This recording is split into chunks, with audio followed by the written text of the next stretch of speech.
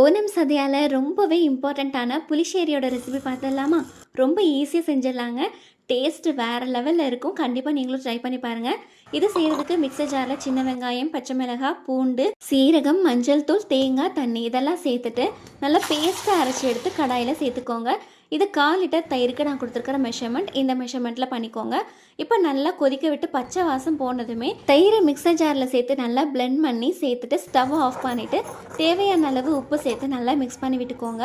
தாளிப்புக்கு கடுகு, சீரகம், வெந்தயம், வரமிளகாய், கருவேப்பிலை, சின்ன வெங்காயமும் 1/2 ஸ்பூன் அளவுக்கு சில்லி பவுடரும் சேர்த்துட்டு நல்லா இந்த மாதிரி ஃப்ரை பண்ணிவிட்டு ரெடி பண்ணி வச்சுருக்கிற மோரில் இந்த தாளிப்பை சேர்த்துக்கோங்க. அவ்வளோதான். நல்லா மிக்ஸ் பண்ணி விட்டுட்டு நல்லா சுடுசாதத்தில் சேர்த்தா சூப்பராக இருக்குங்க. செம்ம டேஸ்ட்டாக இருக்கும்.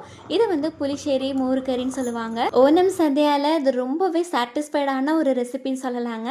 உங்களுக்கு சദ്യயால எந்த ரெசிபி ரொம்ப ஃபேவரட்னு சொல்லிட்டு கமெண்ட் பண்ணுங்கள். பாய்.